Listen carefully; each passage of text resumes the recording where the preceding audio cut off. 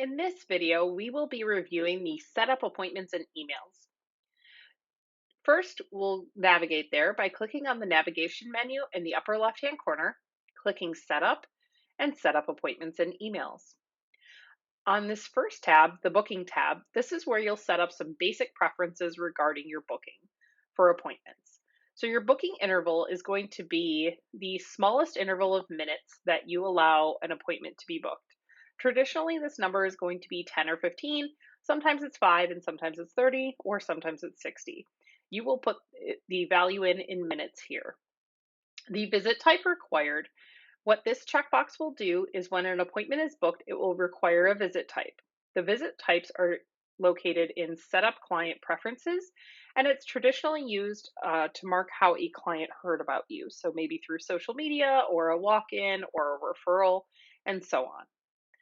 The Express Booking Preferences allows express booking without a client name. If you check this box, your workers will be allowed to just quickly book an appointment and not ask for a client name or save any information about them. Whereas if this is unchecked, then it will force at minimum a first name and last name for a client to be created. The Find Appointment Preferences, maximum number of availabilities. This is how many availabilities will show in the Find Appointment feature on appointments. Traditionally, this number is going to be anywhere between 5 and 100. If you have smaller booking intervals, we would recommend a higher maximum number of availabilities that you're looking to display. You can always update this number if you choose to increase your view. Display availabilities. So this again is a find appointment feature, and right now it is set to chronological. What that means is that in the find appointment feature, it would list the available appointments such as 9 a.m., 9:15 a.m., 9:30 a.m., and 9:45 a.m., and so on. If I choose a ranking order, what it will happen is it will list the best available appointments, and it would maybe list 9 a.m. on Tuesday the 24th, and then 4 p.m. on Tuesday the 24th, and then 9:30 a.m. on Wednesday the 25th, and so on. So it is going to ignore, if somebody had a completely open day, it's going to ignore some of those in between times, and it's going to look for the best available appointment. The best available appointment would be identified as the first appointment of the day, the last appointment of the day, an appointment that goes outside of another appointment or fills a gap in your day as well. The appointments that fill a gap in a day would be ranked higher, and that would be a ranking order. So it's always trying to maximize your availability. Over here to the right, you'll see the appointment status key. So your appointments will have different statuses. Like when they are first created, they will be in the book status. Once the reminder is sent, it'll change to orange. If maybe they don't have an email or a text message assigned to their client card, you might have called them. If you update the status, the appointment outline will be yellow. Pink is for confirmed appointments. If they cancel the appointment, that would be gray. Checked in appointments turn green. If they no show, it's a pink color. Completed appointments will appear in gray. If it's conflicting, meaning that the worker was not available at that time or busy with another client, it will be noted as conflicting so that it draws attention to that appointment. And if it's pending deposit from an online transaction, it will appear in black. The next tab is notifications. If you would like to send appointment notifications when the appointment is booked, you'll check this box to enable those to send. Down here is where you'll identify some basics. So your from email name is traditionally just your business name, or from email address is your business email address. I'd like to note that we highly recommend using a URL that you own and not something like Google or AOL. So for instance, yourbusiness@gmail.com, Gmail doesn't allow for anyone to send emails on their behalf. So it may work for a few days, but it'll trigger on Gmail and then it will reject it. So just be aware that that's something you will want to tweak and make sure that you own the URL for that email. And then the merge field, if I wanted to drop in maybe a client's first name, you can come in here and copy it. And then you could go in here and say, hi, client first name, see you soon, and then it would list their appointment date and time.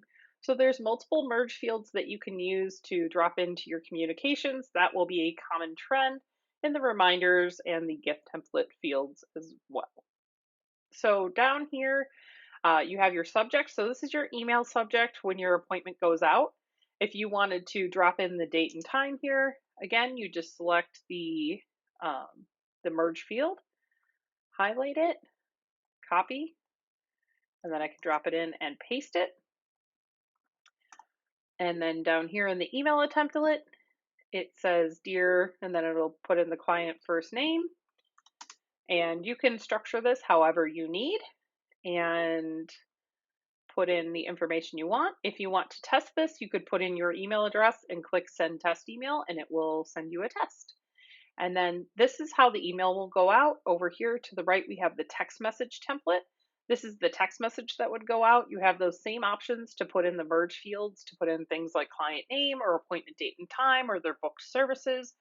And this is just to alert the client that the appointment has been created. So that's what this tab here does. The next step is reminders. So these are sent leading up to the appointment.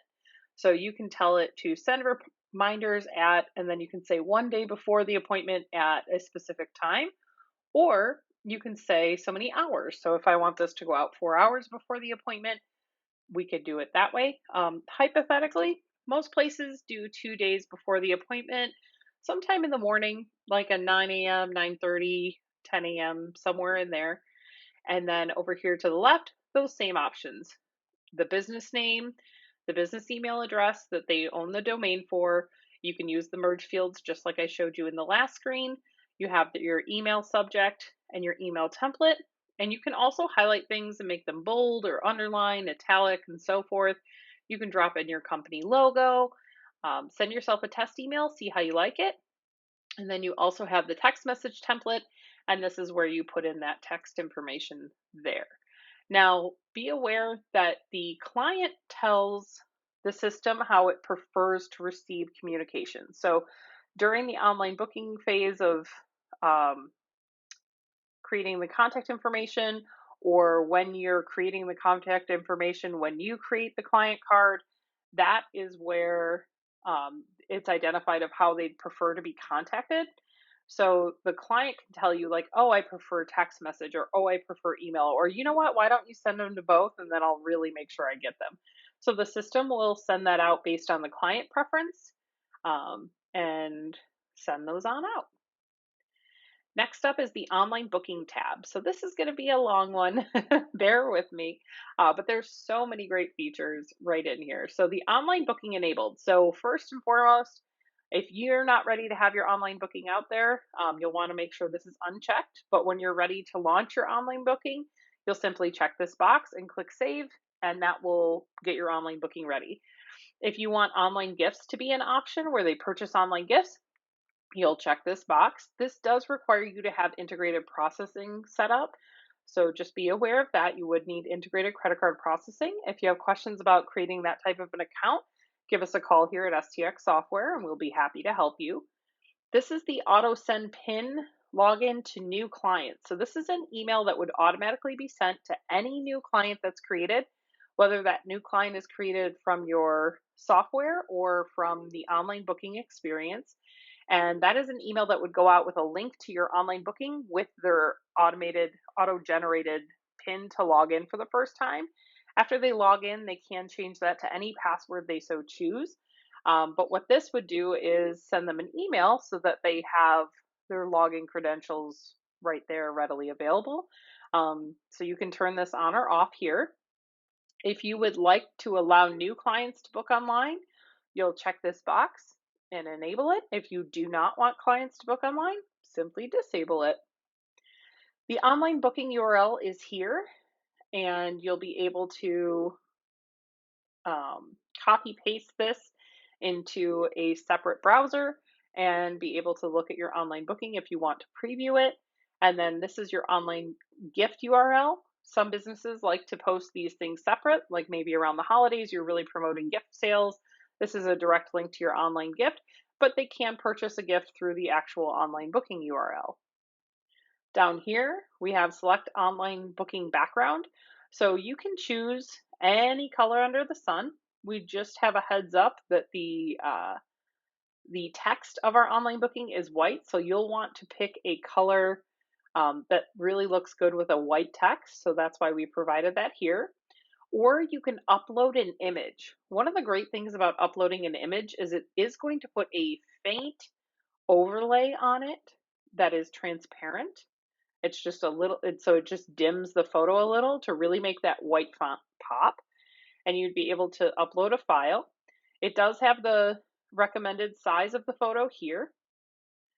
Down here, we have booking options. So your booking window starts we have 0 days. This means that somebody could book an appointment at the next interval. So if right now it's 1:25 and I have a 1:30 appointment available, this would be allowed to be booked. So if you want it to be 1 hour, you can say like, okay, I don't mind people online booking.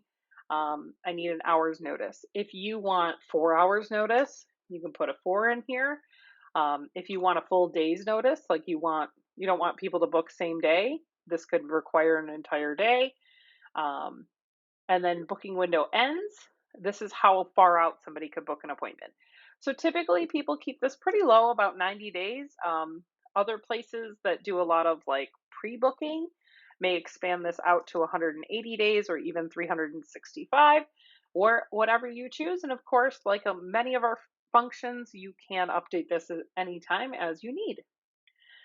Allow appointment cancellations. If you would like your clients to be able to cancel their appointment online, you'll check this box and enable that capability. And then you can also require a notice. So you may say like, yeah, they can cancel their appointment. That's okay, but they can't do it any sooner than 4 hours before their appointment. So that would be an option. Or if you would like to let them make changes to their appointment, maybe the change is that they planned on getting a haircut, but now they just need a blow dry, or they're supposed to come at 1 and now they want to come at 2. So you can also set that to whatever you want it to be. Maybe it's 4 hours, maybe it's 1 hour, days before. So we have the hours and day setting, and then you just put the number in here. This is send notification for all online booked appointments. So anytime an appointment is booked online, if you want an email to go to your business, you just type that in here. And then send notifications for clients with booking alerts. So on the client card, there is an option to set a booking alert. Maybe they no-show you a lot. Maybe they have bounce checks, which isn't very common these days, but it happens. Maybe they should only be allowed to book on, Wednesdays and Thursdays, and they should not be able to book on a Friday, Saturday, or there was a problem last time with their booking. If they have any sort of booking alert where you either don't allow them to book or there's a warning, you can have an email sent. So if their status is do not book, they will not be able to book online. But if their status is something like they can only book with Renee or they can only book on Thursdays, then it would send an alert to the front desk to let them know that an appointment was booked, just so that you can be aware of it or do any changes to the appointment you might need to. These are the display options. So on the online booking, if you would like the price to display, you would check this box here. It will show that prices are estimated or approximate to protect you.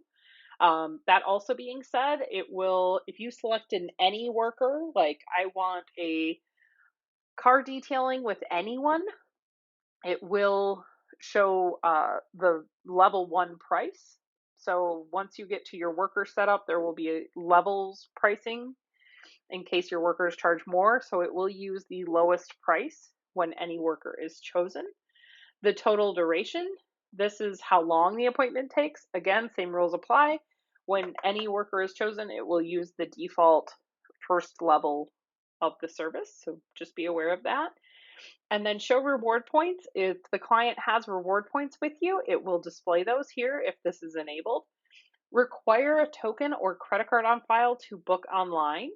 So if this box is checked, it would require a credit card on file to be placed. It's kind of like booking in a hotel where you're putting your credit card on file to book the hotel, and then that credit card would be on file, and it would be something like if they no-showed you, you would have that credit card on file to charge them your no-show fee, or if maybe when they get there you don't want to, you want a touchless transaction, you're able to check them out as well. That being said, there is a little note here, just something to be aware of. This requires credit card on file. If this is required, it will override any deposits required to book. So if you set a deposit on the service setup, it will ignore that and default to requiring a token.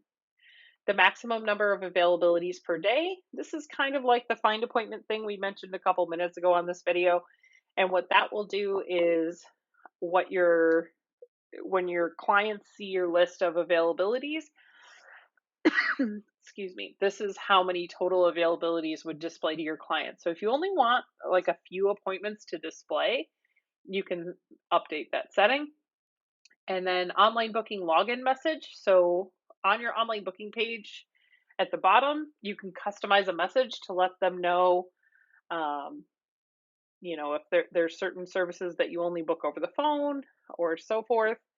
The booking restrictions. So if somebody is marked do not book on their client card, you can have a custom message display to contact your business, so that they know that they would need to call you to book an appointment. Pending deposit handling. So if there is a pending deposit or card on file where maybe somebody was about to book an appointment and didn't because they were required to put in a payment information, you can have it automatically send an email to, I'm getting a little ahead of myself. So this is to automatically delete them. So if somebody was to start a appointment, it's going to block off that time and reserve that time. It will give them anywhere between it'll give them 5 minutes to make the payment, and then the appointment will remain on your books for up to 30 minutes. And if they don't complete it, this checkbox will auto delete it. So if this is enabled, it will automatically remove that from your books. Where some people want to keep those on there and then call that person and offer to complete their booking for them. So you can toggle that on or off. And then this is a send notification of failed online deposits and purchases. So if somebody did attempt to book something and decided not to make the payment or the credit card on file, you can choose a worker to be notified, and they would be alerted that the payment failed. All right, the next tab is the gift template. So this is the gift template that would print or be emailed. If they purchase a gift certificate online, this would be emailed to the buyer or the recipient. That's a choice that they get to make online. Or from the gift receipt from the in-store purchase, you're able to print it or email it.